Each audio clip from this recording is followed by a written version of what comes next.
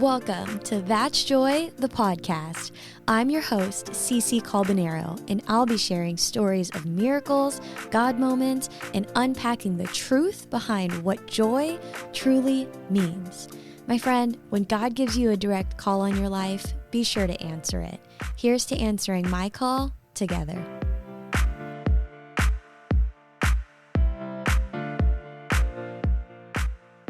Hello, and welcome back to That's Joy, the podcast. I am your host, Cece, and I'm so grateful that you are here today. Friend, you're answering a big call today. This episode is to help all those who have been affected by the hurricanes. And I know that it may not be as timely as the media has it, but I wanted to dedicate a podcast episode because I do believe that if God has given me a platform, no matter the size, that it is a platform for impact. And I have heard too many stories of opportunities to help. And so I wanted to do my very best on my end to help shape the areas, or kind of not shape, but guide you to the areas where it is that much easier for you to also help. So I just hope and pray that before listening to this episode, it's one, if you're listening to That's Joy for the very first time, I want to let you know this is not our typical episode by any means. This is the first time that we're doing something like this, but I want it to be shareable. Every episode starts with a little joyful noise, which is my version of good news. It's just a nod. And honestly, friends, I want today's good news to be something as simple as, thank you, God, that I have clean water. Thank you, God, that I have air that flows, whether it be heat or AC. Thank you, God, that I have running water to take clean showers. Thank you, God, that I have food on the table. To keep it that granular because we can and because we get to. I hope that you find the joy today. I hope that you find the joy within this very episode. And I hope and pray that you would pray as you listen to the stories that Briana shares on this episode, and pray and ask God where you can help, who you are being called to donate to. And then in the show notes of this very episode, I hope that you would take the action to do it. I love you so much, and I'm so grateful that you are willing to listen and already ready to help. I hope that these stories would not only encourage you, but I hope that they would move you. Hope you enjoy this episode. All right, you guys, I am so excited to bring on Briana to That's Joy, the podcast, because she was boots on the ground. Literally, I was watching my girls' Instagram stories, and I was getting front row seats essentially to areas and things that quite frankly, I don't know if the news covers all of the angles of which you were at. And so I randomly shot Briana a DM, and I was like, this is wild. I think I was like about to leave for California or something. And I was like, would you want to be on the podcast? I know that's so weird, but I just think that the Lord has blessed me with a platform like this. And sure, it's not millions, but I do know that the people that are listening, that it is purposeful and that this conversation would reach the right people. And I'm trusting in that so much. And I know that there are people on the other end of this podcast right now who are just like, I haven't helped with anything with Hurricane Helene, and I just don't know what to do. I haven't trusted certain foundations or things that I've seen, or quite frankly, I haven't really felt called to yet. I hope and pray that these next moments shared with Briana would just inspire you to take action.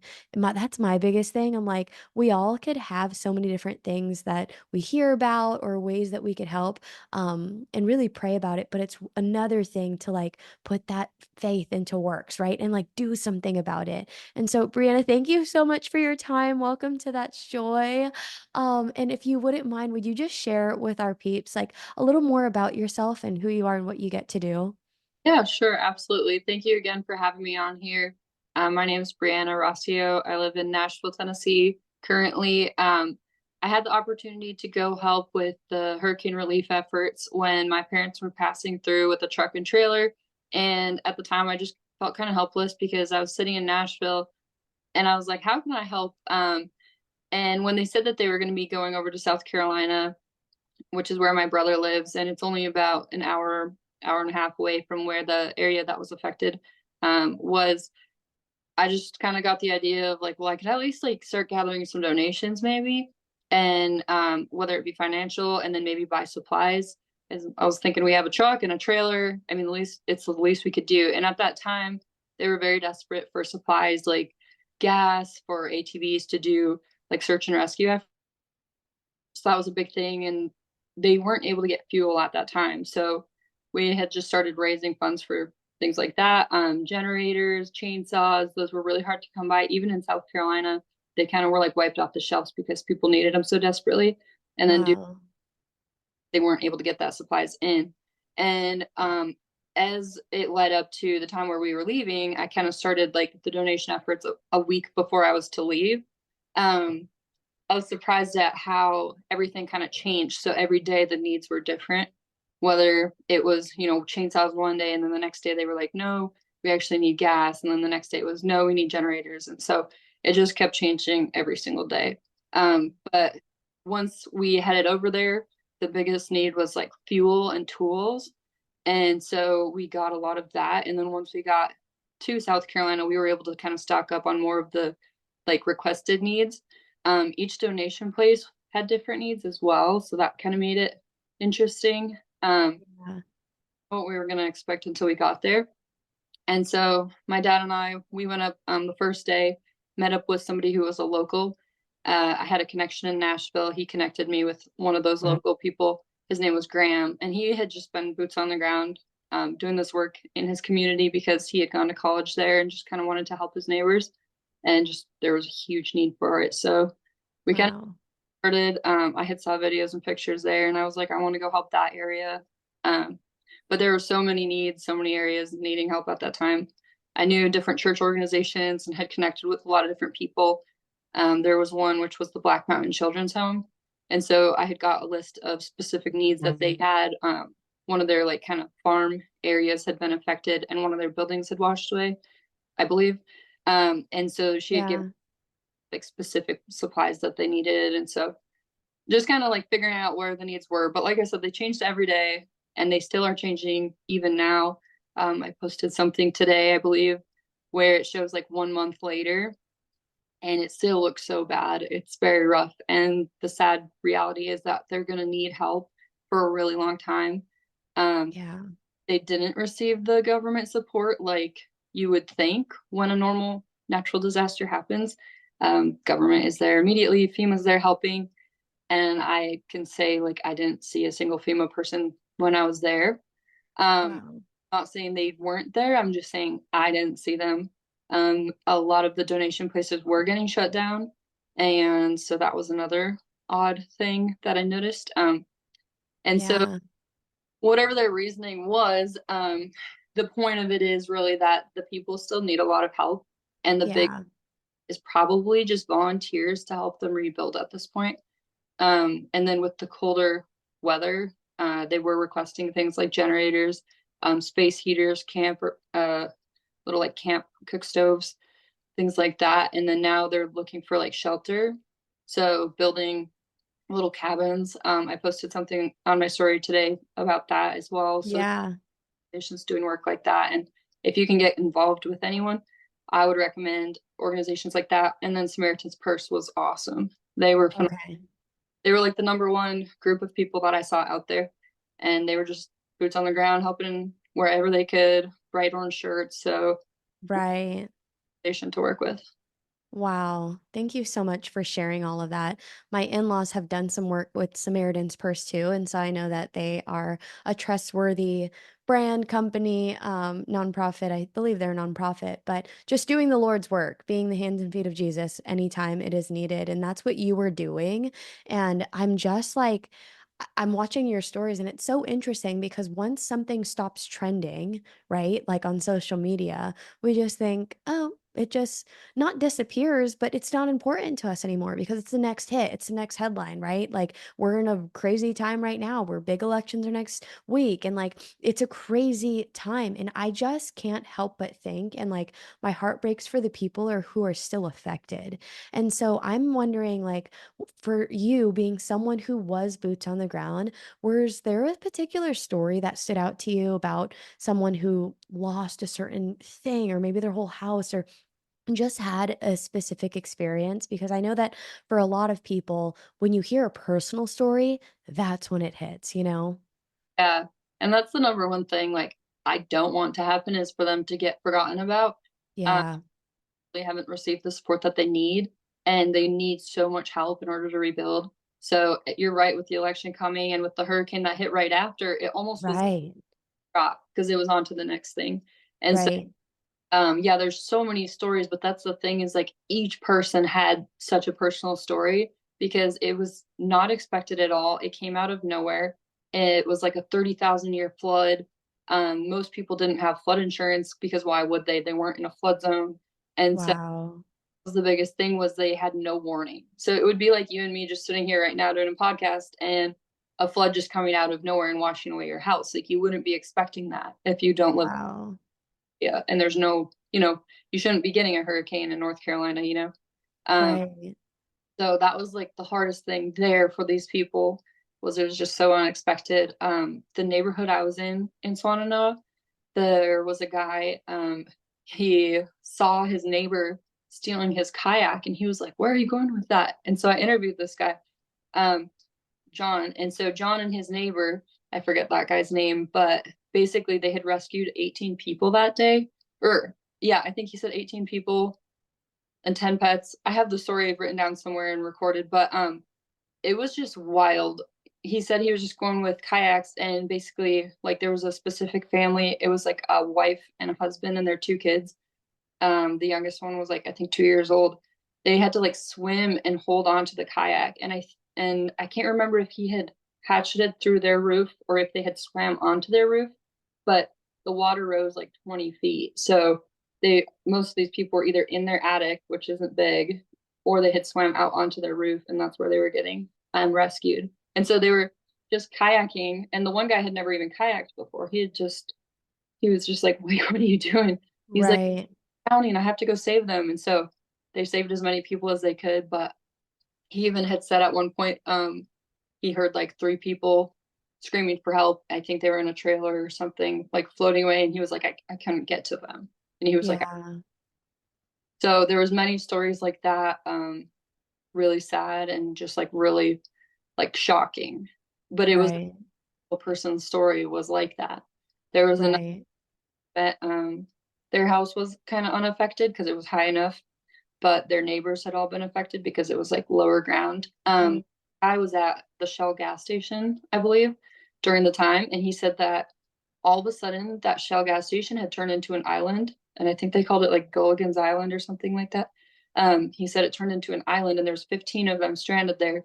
And he said it was like an 8 foot tidal wave coming when they saw it coming, and it didn't affect them. The water kind of split into three different rivers, but it was just they were sitting there from morning until I think he said like 6 p.m. They ate the snacks and food like at the gas station because they were just like stranded. So just crazy, crazy stories like the news doesn't report on, you don't hear unless you go there and actually see for yourself and work with the people. So it, right, right. I mean, gosh, I can't even like wrap my mind around it fully. I mean, visually, I'm just remembering some of the Instagram stories that you shared. And maybe if you wouldn't mind, like sharing some of them with me, I would love to post them when I release this episode on Monday. Cause I'm like, people need to see it because when you see it, you're just like, this people are affected like this? Like, imagine if that was you. Imagine if that was your mom. Imagine if that was your brother or sister or loved one. Like, what type of action would stir up in your heart because of that, you know? And I know that you mentioned winter's coming around too, and it's awesome. One of the studios here in Nashville is actually gathering as many warm clothes because, I mean, like you said, people have lost everything.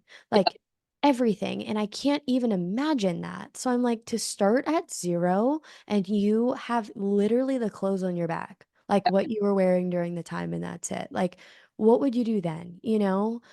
And so when you were walking through those houses and whatnot, you even interviewed some of the guys who were affected there. I think one had lost like a guitar or something like that, or a photo, like personal things. Can you speak to some of those occurrences too? Yeah, so there was actually that whole street, there was multiple guitars that they had lost, and they kind of played in a blues band together. And one of the guitars was like a 40-year-old super special, I forget the brand, Taylor maybe, guitar. And it's just like things like that that are irreplaceable because it was their grandpa's. And so just their entire like belongings just completely gone. And they are starting over at zero. And then as far as donations go, you have to think about this, like they don't have anywhere to put those donations. They don't have a home to take Oh, those. wow. So it was great when everybody was coming and just flooding with supplies, but it was like they are really going to need supplies like now and going forward for the next year probably to start replacing some of those belongings like once they find shelter, and some Right. family, but still like they didn't know what they needed. So I Right. mean like the toiletries or whatever to get them through that week, but they were like, "We don't even know what we need. Like, we've lost everything. Like, we need everything." So, Gosh. It breaks my heart and it like makes me want to cry all over again because I'm like, gosh, I can't even fathom being in those shoes, you know? Um, since you're a little bit more plugged in, I mean, your brother lives closely. Did you have certain relatives or people directly connected that were affected by this for you? so we did do like a wellness check for one of our cousins. I think it was their sister-in-law. We checked on her. She lived in Asheville and just things like that. Like cousins. But as far as like my own personal family, like they weren't affected just because they were so far south. They did lose power for over a week, and I mean, even that, it's Right. spoiled, and you have no power. You can't shower. You can't do laundry, so it just piles up for weeks. And that's nothing compared to what they were going through Right. affected areas. But yeah. So we did stay with them and we would just drive up. But that was the thing too is volunteers having a place to stay when they go. Yeah. Bring your own place to stay, basically. Right. Right. Or did donate his RV to somebody. I don't know if it was a donation, but he like let somebody up there use it. I forget who, but they had requested it for a couple weeks, and so he had one that was available to rent out. So he had brought it up, but Yeah. Yeah, I feel like opportunities like not opportunity. That even feels like a weird word to even use for this now that I'm like speaking out loud. But there are chances where we are given windows to help somebody else, you know? And I feel like it's in these catastrophic moments where people lost everything. I mean, even my coworker, luckily her house wasn't severely affected, but they had a giant tree that was several years old. And she posted pictures in our Slack, like completely fell over and then ripped up all of the concrete in her backyard because it was such a massive tree, and it affected all of the lines underneath the house because it all pooled, you know? And so it's like even that, like your whole house isn't gone, but oh my gosh, the headache of that, and like she had to move out and like her husband has to stay at the house to make sure it can get maintained, and she got in an Airbnb and they're living separately for a beat while they figure this out, and visiting on the weekends just so that they can figure it out and continue life, you know, as much as you possibly can. But a lot of the people that she even knows, I mean, she's talking to like her direct worship pastor who was affected, and the insurance wasn't covered, like you mentioned. Like they don't have flood insurance. And I'm like, imagine paying for insurance and then you don't have the piece of it that you need. Like, what in the world? That makes my little like righteous eight bones so upset. I'm like, we have to do something better for these people. And then I Googled and I was like, I wonder how much the damages were altogether, of what they can like briefly or at least best account for, because obviously there's so much damage, but it's upwards to $53 billion. And I'm like, one, I can't even really wrap my head around 1 billion, let alone 1 million, you know?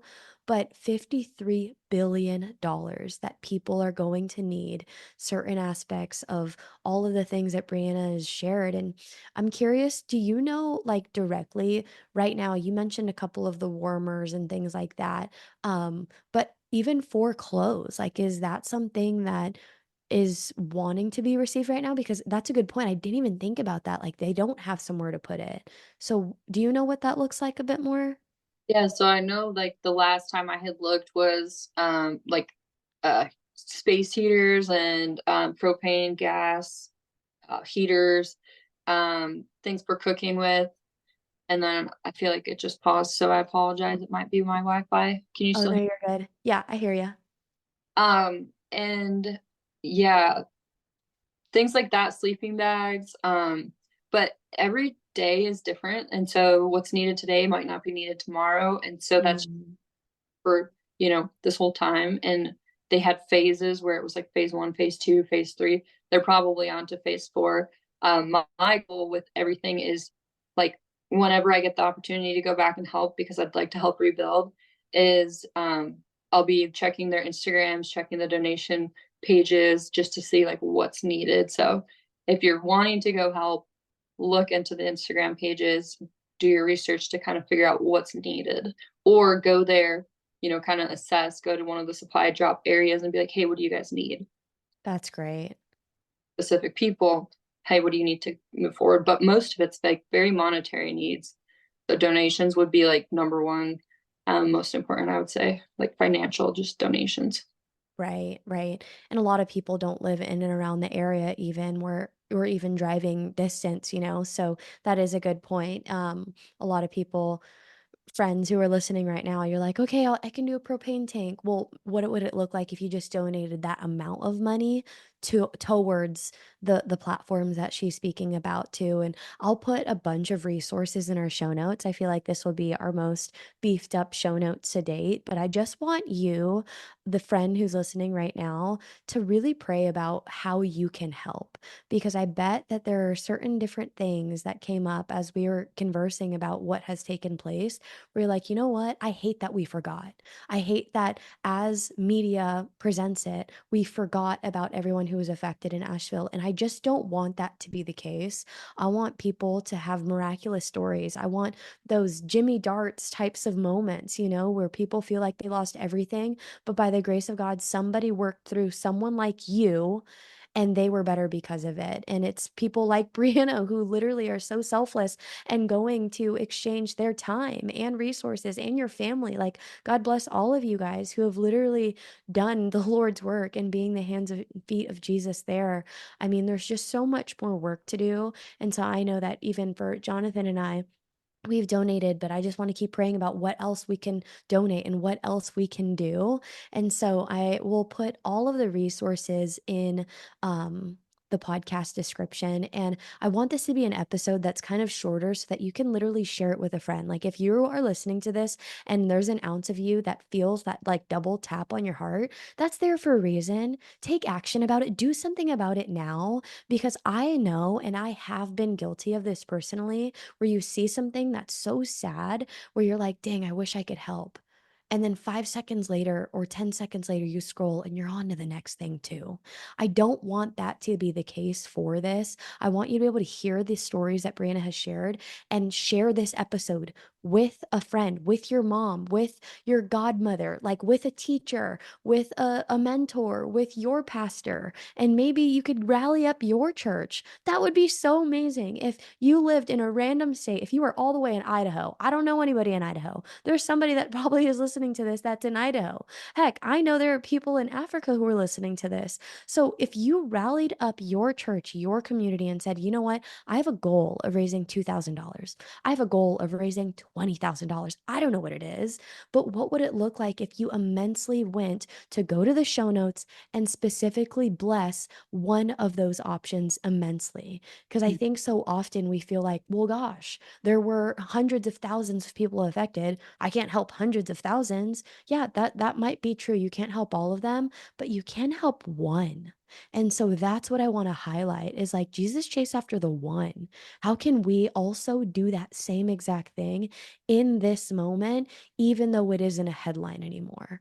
So I Hmm. want you to challenge yourself and ask yourself that very question. And Brianna, thank you so much for your time. If there's anything else that you want to share that's on your heart, my gosh, I would love to pass the mic back to you. Thank you. Yeah, as you were saying all of that, seriously, even if you donate $1 to someone who's going to help, even if it's $5, like $5 does make a difference. It does all add up. That's five more dollars of gas you could give towards someone to help with something. That's So one true. double they can buy, one more piece of siding that they can buy for a house. So if you can help in any way, donate an old coat. Like that was something where we were requesting like warm coats to bring. Donate a warm coat that's probably sitting in your closet, not being worn. They could use it. And then if you can volunteer, get a team, work with Samaritan's Purse. They're awesome.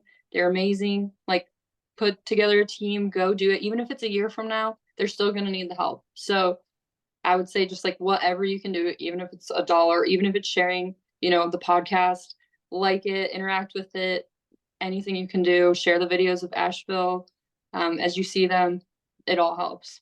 Yeah. I'm curious, and this is just more of a personal note, Brianna, because we don't know each other super well. I think we met once or twice briefly in Nashville. But I love Instagram because it creates connections like this. I am curious, and I have two questions for you. The first one, I'll ask the second one after, but you've answered the call in some way where you're like, heck, I'm going up there. Like I'm going to go and I'm going to help, and you chose that. No one forced you or dragged you there to go help people.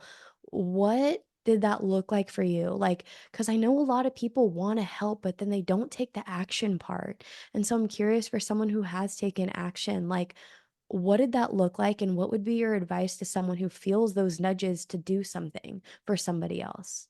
Yeah. Honestly, it's kind of that like treat others the way you'd want to be treated. Like if you lost everything today, Mm. like if what would it look like if somebody came from another state and just helped for like a day to help you, clean out the mud in your house or, just pass out supplies or donation or whatever, just like do something because the locals are out there helping their neighbors and loving on their neighbors and they've lost everything, but they're at their next door neighbors helping them rebuild. And it's like so Wow. yeah, it's so eye-opening and it's unfathomable. Well, there's no like words to really describe that. So Yeah. it's awesome to see. But yeah, just kind of like put yourself in their shoes and try to picture it and just follow the nudges. I love that. That's something that we literally learn in kindergarten, right? Like treat others the way that you want to be treated. It's such a basic principle, but it's so like it could create such big impact if we just did that, you know? I always ask every guest on the episode, and you are a guest of that joy, just what joy means to them. So I'm curious to know your answer of what joy means to you.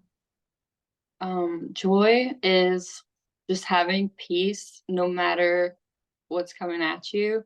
Um, I think I can have joy even if everything is falling apart if I have peace. And so peace is a big thing for me right now. Yeah, that's so good. And do you feel like even being boots on the ground there, you were able to see joy transpire in some ways? Yeah, actually, the biggest thing was when we had gone to get Chick-fil-A. And I mean, we didn't buy the Chick-fil-A. We just literally drove, grabbed the boxes from the Chick-fil-A people, which were so awesome handing that out. I mean, they Oh, gave wow. tea or something. So we came back with that. And it was weird because there's a story I posted on my Instagram. This guy was like, "Oh my gosh, like the joy alarm is going off." I forget what the exact Oh. I have to go back and listen because I'm forgetting it. But um, basically, he was just saying that he has this alarm clock that goes off every day at noon, I think, and it's his joy alarm. And I had brought Chick-fil-A at that time, and so they were like, "Your joy," I think it's joy, Oh. if I'm remembering right. And so you're gonna have to like quote me on that. But yeah, so that was like a really cool moment because I got to just like all I was doing was bringing a box of food, but they were so grateful for it and it got them all excited to keep working. So Yeah. Wow. It's all goes back to the little things. My goodness. I love that so much. Well, Brianna, thank you so much for being here. I know that people were greatly impacted by you. I'll drop your handle in the Instagram in the show notes too, so people can watch because you're always sharing all of the things that are happening there too. So, friends, run to the show notes. We'll put all of the information there. And Brianna, thank you so, so much for your time. It means more than you know. Yeah, thank you. I appreciate you doing this for them. It's making a huge impact. Friends, like we shared, Brianna and I, gosh, there's so much more to do. There's so much that we can help with. And I hope that there are many more stories of the joy alarm clock Chick-fil-A moment, because there are so many more moments like that that are just not highlighted. So if there's a certain part of this episode where you're like, man, I resonated, man, I want to donate to that thing, let me know what you're doing. I want to hold you accountable too, and we can lock arms together in this. Shoot me a text to 615-813-4813. Like I shared, all of the details on where you can donate is in the show notes. So run to the show notes and that will guide you to where you can help. And friends, I'll never leave you without where to plug in, and the newsletter. I've been putting more out and I have big plans for it for 2025. So if you're not on it yet, it's called The Joy Corner. You can go to my show notes as well and subscribe to that. Follow me on social at CCALBONERO, and That's Joy, the podcast, on there as well. I'll never leave an episode without saying, if you have even the smallest desire to meet the creator of the universe, or if you've already been saved but you're not really free, I want to invite you to sit at the table of plenty with me and so many others. I'm telling you, there's abundance here. There is overflow here. There's so much joy here. I'm here to tell you that God is for you. All you have to do is invite him into your heart right now. He's waiting for you. He wants to meet with you. And friend, I am so proud of you. If you just made this decision, I'd love to know you. Shoot me a text, that number in the show notes, so I could pray for you. I love you. God loves you. And thank you so much for your ounce of time today. Until next time, I'll talk to y'all next time.